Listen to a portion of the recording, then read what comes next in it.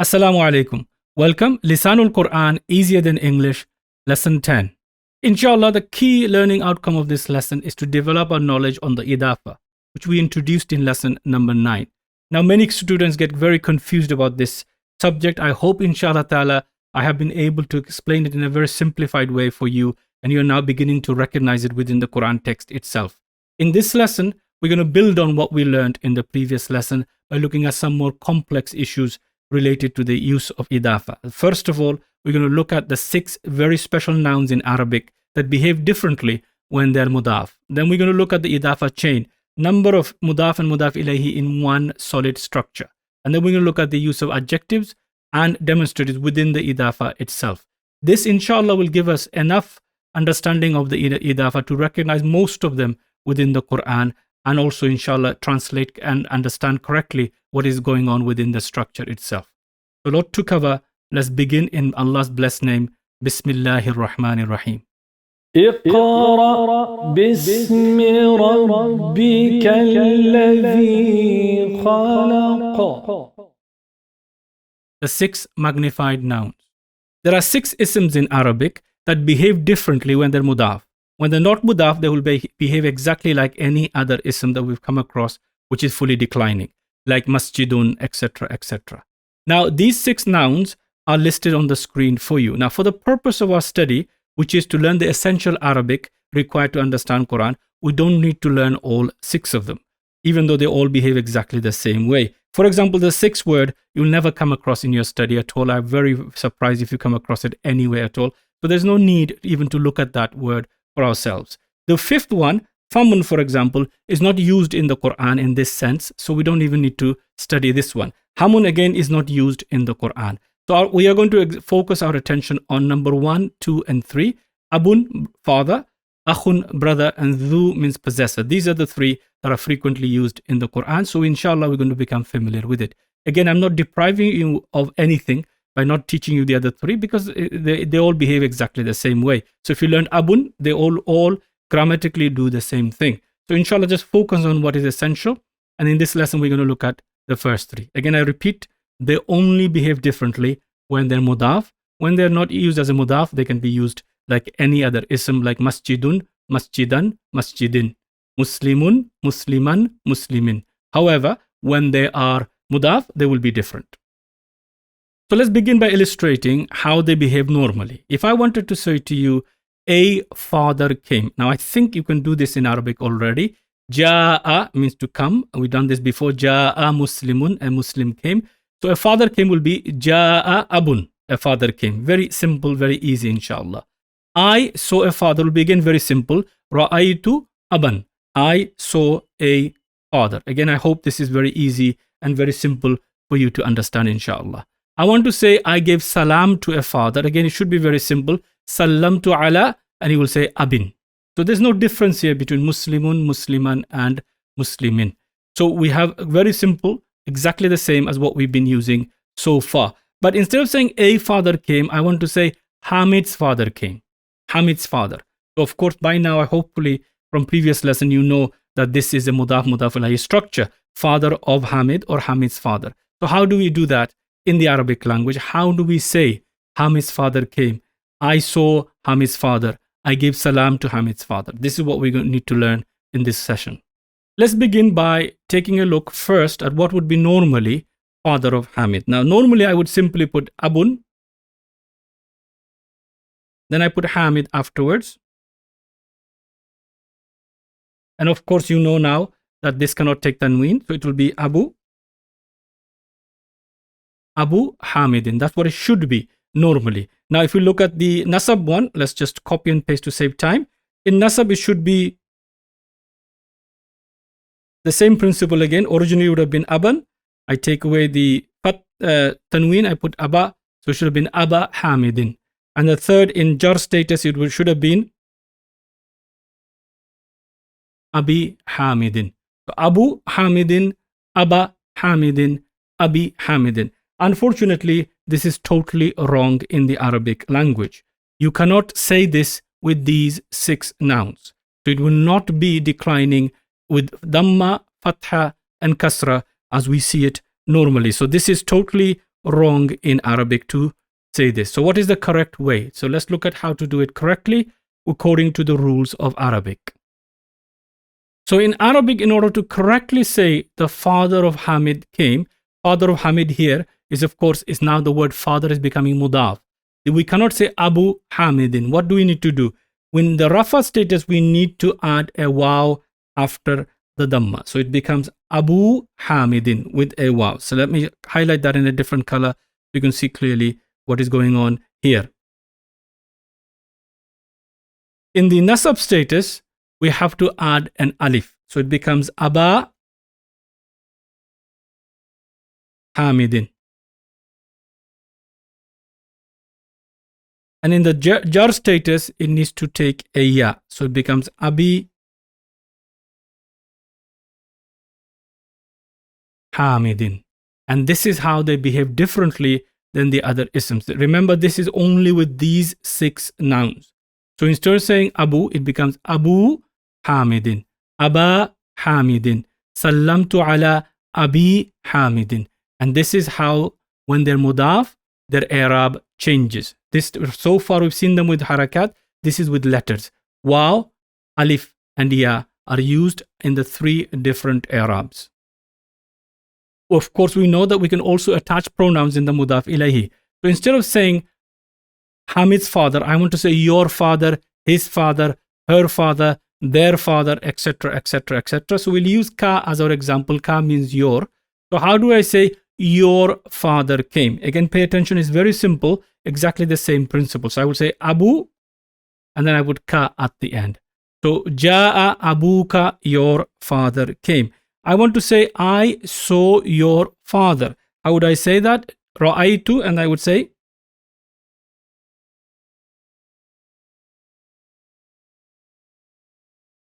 Abaka. I saw your father. I gave salam to your father. Again, sallamtu ala. And remember, the ya comes in now in jar status. Sallamtu ala abika. I gave salam to your father.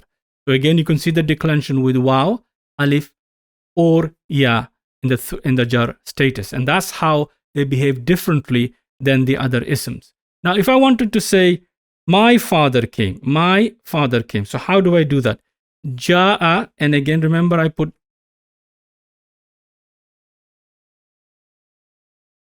Abu, and at the end I need to add the ya mutakallim.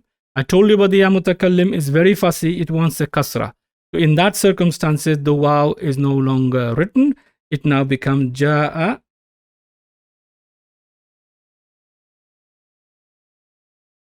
Abi.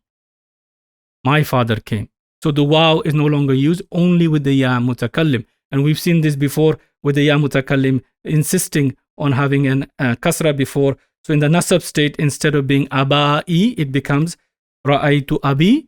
And again in the nasab jar status, instead of course, it's already got a ya, but it is now joins and it becomes simply exactly the same, abi. Why? Because the ya mutakallim demands a kasra. It gets rid of anything else.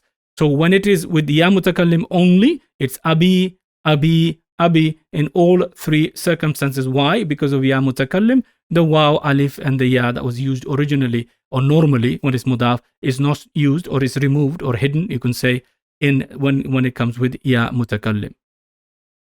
As a quick recap, when we use the 6 nouns, for example, abun, normally, ja'a abun, a father came. Ra'aytu aban, I saw a father. Sallamtu ala abin, I gave salam to a father.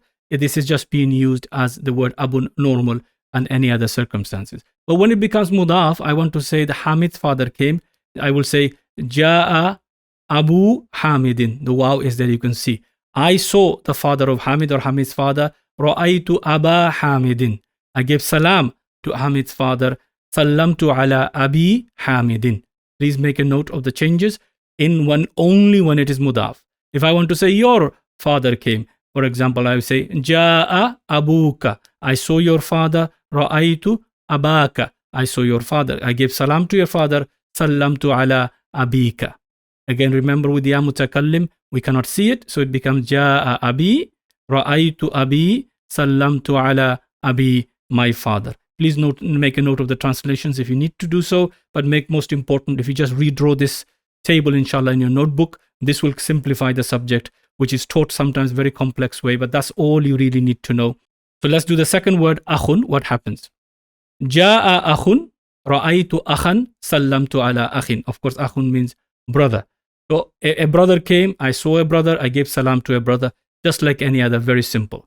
But if I want to say, I saw Hamid's brother, Hamid's brother came and I gave salam to Hamid's brother, what do we do? Exactly the same as abun. So I will not go through the steps, just like make a note of these examples.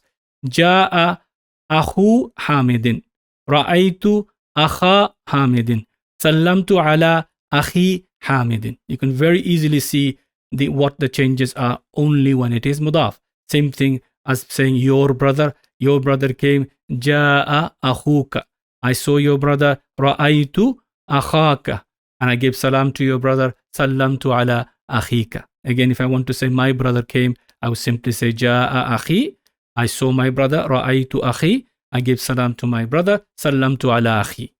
Again, very simple, inshallah, in the chart, and that's all you need to know about these 6 nouns. Sorry to repeat again, please don't worry about this subject. It only happens when it's mudhaf. Otherwise, it's normal. Now, these words, like the others, will have their duals, will have their plurals. And of course, this is masculine. The other word is also masculine. Some of them may even have their feminine. But please note, it is only the one I'm showing you. The duals behave the way the duals do normally. The plurals will behave the way depending on the category of plural they form. So all you need to know is this singular word, abun, akhun, and they behave exactly the same way. So these 6 nouns in the language behave exactly the same as the 2 examples we've seen, abun, akhun.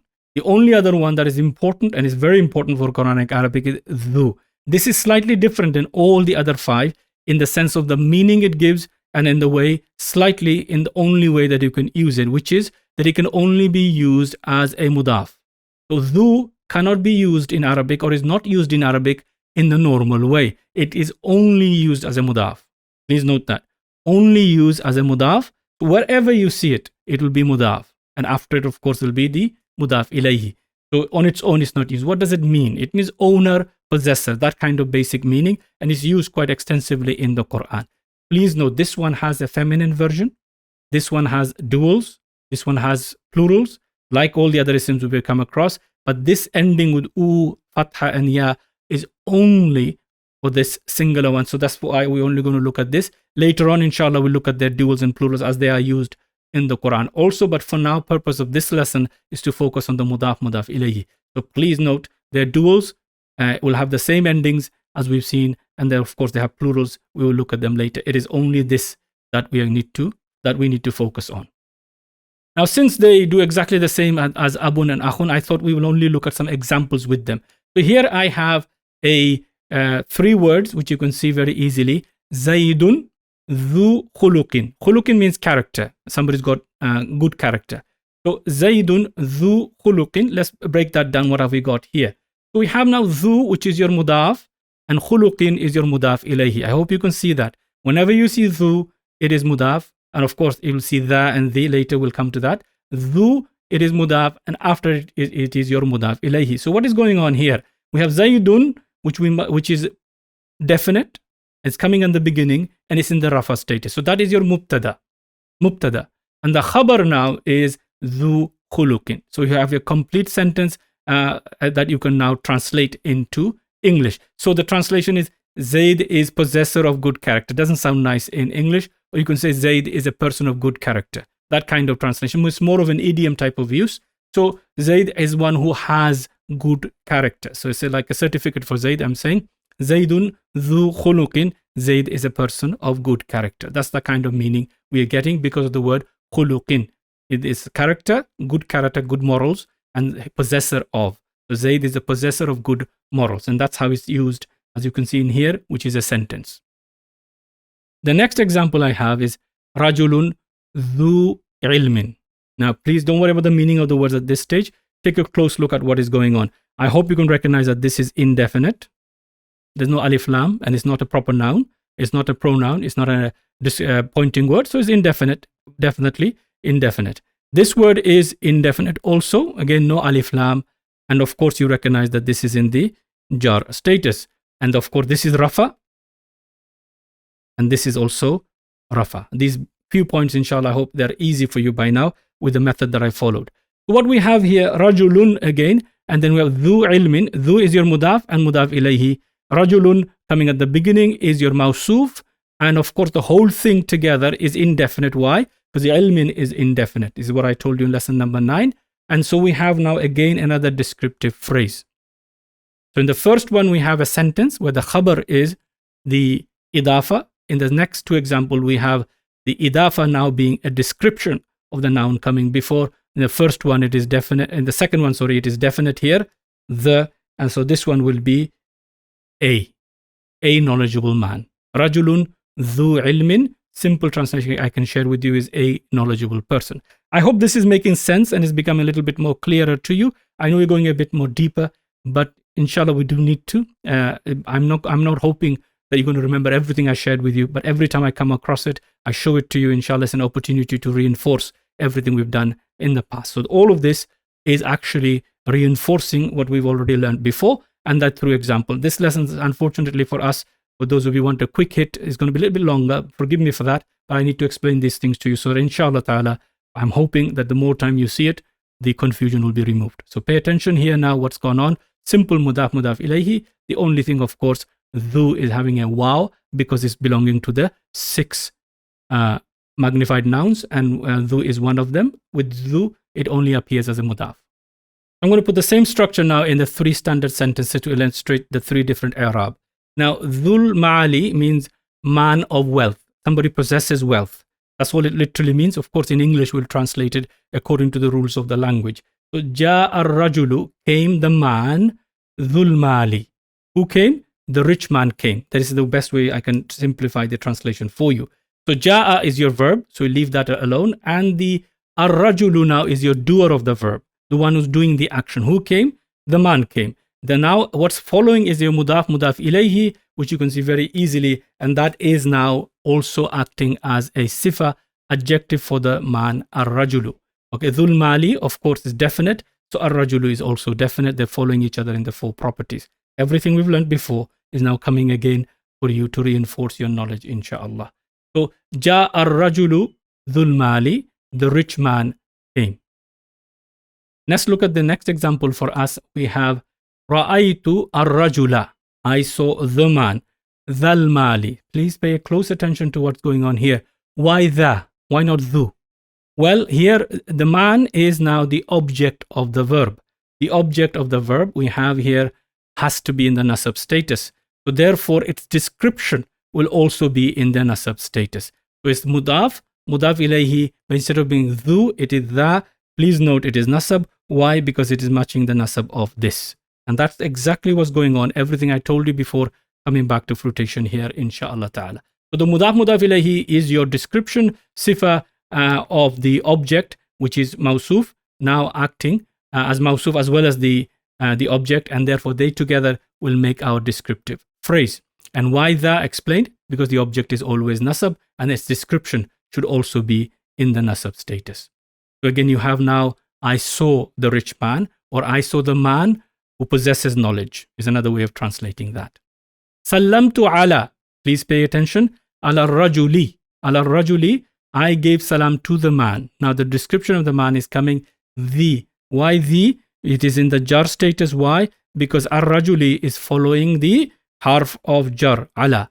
Harf of jar, ala. So it has to be in jar status, and its description will also have to be in jar status. Why? Because the sifa will always follow the i'rab and as well as the 4 properties, other 3 properties of the noun being described. So that's exactly what we have here. We have our verb at the beginning, and we have our harf of jar now. Harf of jar, and then which is followed by the ism majroor. The ar-rajuli is, of course, the majroor. Why? It is following the harf of jar. So it's in jar status. And then, of course, dhil mali, of course, mudaf, mudaf ilayhi. It is the because it is following the i'rab of ar-rajuli. And that's all that's going on here, inshallah. We have our mawsuf and we have our sifa. So can you see how important it is, this subject of i'rab? And right at the beginning, when I introduced the subject of i'rab, I said that it is the critical thing that you need to understand in order for you to translate correctly. And of course, note, the reason I'm giving you all these exercises, the Quran is a miraculous text.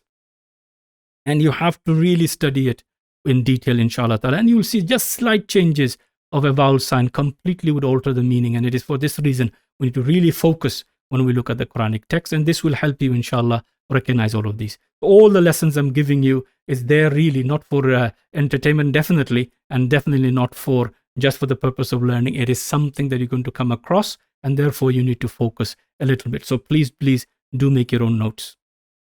Let's take a quick look at some examples from the Quran. We have the first example here from Surah number 2, Surah Al-Baqarah. I'm sure you know, ayah number 105. We have the text here. Please take a look closely at each word and try to see how much you can draw from what you already know and what you've already learned up to lesson number 9 with us so far.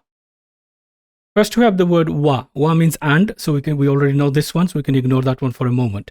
We have the word Allahu, so of course it is in the Rafa status. You know that already, alhamdulillah. Dhu is also Rafa. How do you know? Because it's got the waw there. And remember, this is one of the 6 words that we have been looking at, 3 of them in particular. Dhu, so it is also Rafa. Fadli is in jar status. So we'll draw an arrow dragging downwards. Al-Fadli is in jar status. And of course, so is this. Al-Azimi, again, is in jar status. So what can we put together from what we've already learned?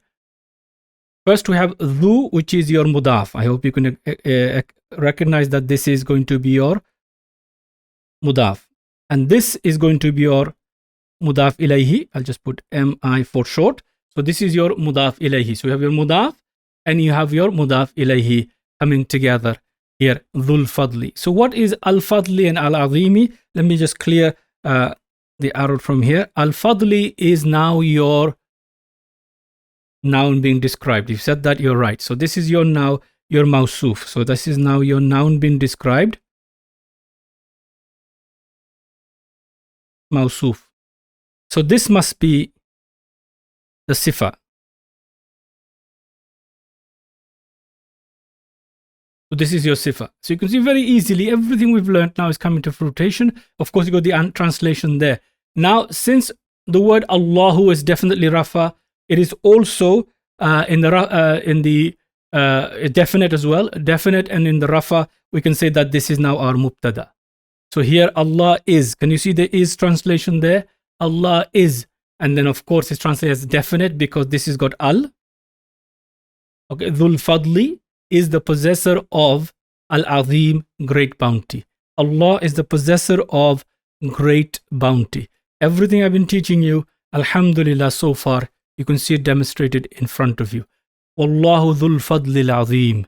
Allah is the possessor of great bounty. May Allah subhanahu wa ta'ala be bountiful upon all of us. Next, we have an ayah from Surah Al-Kahf, which you can see ayah number 83. The translation is at the bottom, so please don't worry about the translation itself.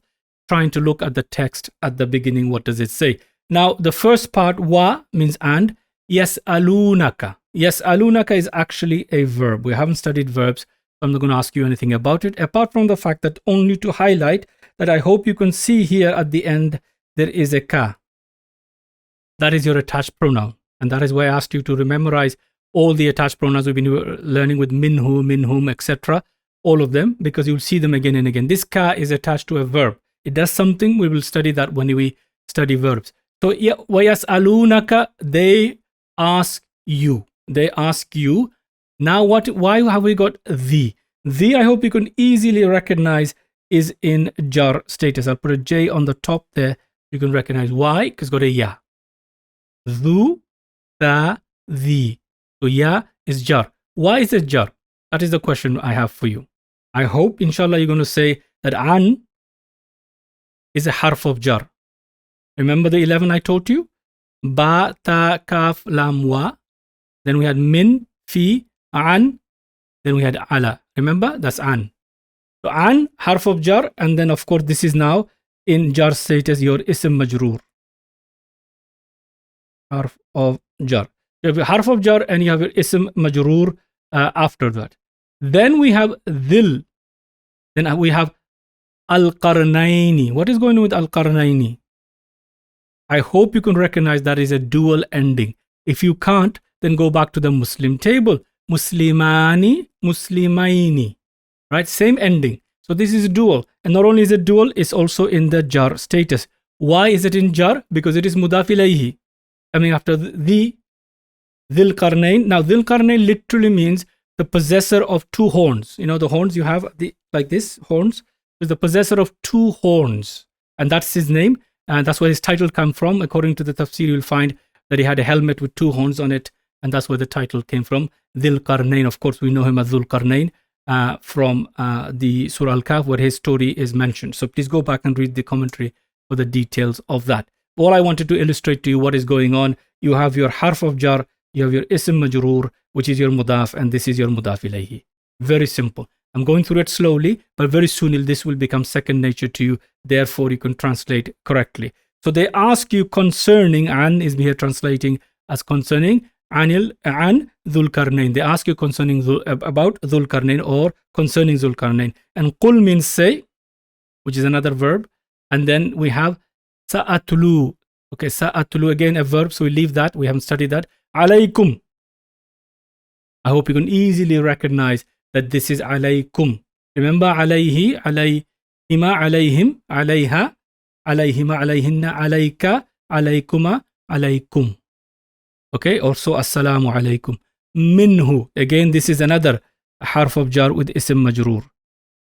Okay, dhikran, remembrance. So say, I will rehearse to you something of his story. Again, I hope you can now see everything you've learned, and we could pick any ayah or any page of the Quran. We'll find many examples. I was only looking for the ones with dhu in it to illustrate what we have learned. So you can see, alhamdulillah, what you've been learning, long as you've followed my instructions, inshallah, and memorized what I've asked you to, all of it is coming again and again and again. And the more time you see it, more the basics will get reinforced. So please don't worry about trying to remember lots of rules, trying to remember lots of things. Just simply make the notes I'm giving you, and believe me, that's all you're going to need to start analyzing Quran. At the moment, our biggest weakness is we have not looked at verbs, and that is why we cannot make sense of most of it. But once you looked at verbs, inshallah, it will become a lot easier. In conclusion, these 6 isms or these special nouns, they decline in the following way. Abu, Aba, Abi. Note only when they're mudaf. Otherwise, it's abun, aban, abin. Akhu, akha, akhi. Again, note when it's mudaf. Otherwise, it's akhun, akhan, akhin. All the time. Now, it is important all the isms behave in this way, except for dhu. Just remember the fact that it will never be appearing on its own. It will only be mudaf. So, dhu, the, the. And these, I've added them to the list of special cases. You are familiar with this sheet. Let's summarize what we've got, and we can add this another special case that we've learned just now. So we have on this table, or in this table, the different i'rabs that we've studied so far. Right at the beginning, we have our standard 85%, if you want to call them, but the fully flexible words. They end with an, in, muslimun, musliman, and muslimin. With tanween, an, in. Of course, if the word takes al, you know that the tanween becomes a single haraka. Then we have our partly declining, and we've learned that with the word Ibrahimu, Ibrahima, Ibrahima.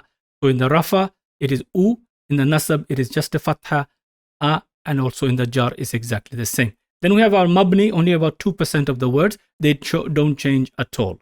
Then the other categories I've split, I call them specials. Why? Because they're specific categories. They're not part of the overall bulk of the words. So we have the first special category, which was our dual. Again, if you're confused with this, please go back to the first 4 lessons and review the Muslim table. We have Muslimani, Muslimaini, Muslimaini. You can see that the changes in the dual is with a fatha, alif, and a noon in the rafa, fatha, ya, and a noon with a kasra in the nasab and jar. Please note this. This is the ending of the special case of dual.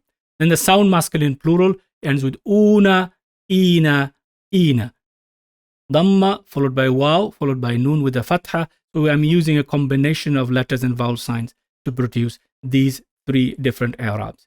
And of course, the sound feminine plural, which you already know, atun, atin, atin. Again, it's not in the first 3 examples we use primarily vowels. Here it is not vowels, it is letters plus vowels combined. So atun, atin, atin is for sound feminine plurals. Then we have the pronouns which are special. We have one set for rafa, and we have one set which can be nasab or jar. We've done enough examples of those already.